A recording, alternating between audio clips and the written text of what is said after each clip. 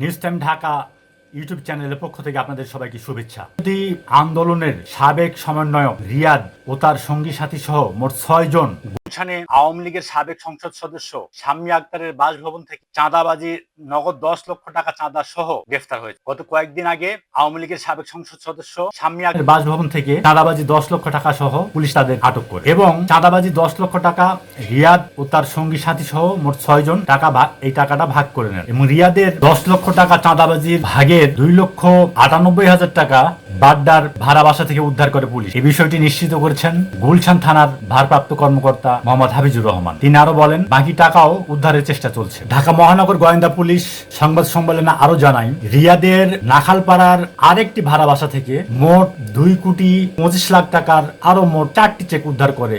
এই 2,25,00,000 টাকার চেক রংপুরের পীরগঞ্জ 6 আসনের সাবেক এমপি আবুল কালাম আজাদ, যিনি আওয়ামী লীগের এমপি ছিলেন, তার ব্যবসা প্রতিষ্ঠান ট্রেড জোন থেকে নেওয়া। ট্রেড জোনের পোশাক কারখানা সহ আরো বেশ কিছু ব্যবসা প্রতিষ্ঠান রয়েছে। বৈষম্য বিরোধী সাবেক ছাত্রনেতা রিয়াদের গ্রামের সনের ঘর অলরেডি পাকা হওয়া শুরু হয়ে গেছে। 5 তলার ফাউন্ডেশন দিয়ে প্রায় 1 তলা কমপ্লিট হওয়ার পথে। রিয়াদ সমন্বয়ক হওয়ার পর থেকেই রিয়াদের জীবনযাত্রা, অর্থনৈতিক অবস্থা সবকিছু ব্যাপক পরিবর্তনে তার গ্রামের মানুষও হতবাক। শুধু তাই নয়, বৈষম্য বিরোধী সাবেক ছাত্র নেতাদের চাঁদাবাজির মতো এরকম নিকৃষ্ট কর্মে জড়িত হওয়ায় দেশের মানুষ খুবই আশাহত হয়েছেন এবং ক্ষুব্ধ হয়ে যে বৈষম্য বিরোধী ছাত্র নেতাদের বেশ কিছু সংখ্যক সমন্বয়কেরা এরকম কর্মকাণ্ডে জড়িত হতে পারে। এতে দেশের মানুষ খুবই হতাশ এবং ক্ষুব্ধ। একজন ছাত্র তার লেখাপড়া শেষ করে কর্মজীবনে যাওয়ার আগেই যদি এরকম চাঁদাবাজ হয়ে যায়, তাহলে আমাদের দেশের সাধারণ মানুষ কাদের উপর আর ভরসা রাখে? যেই বৈষম্য বিরোধী ছাত্র নেতারা স্বৈরাচার আওয়ামী লীগ সরকারকে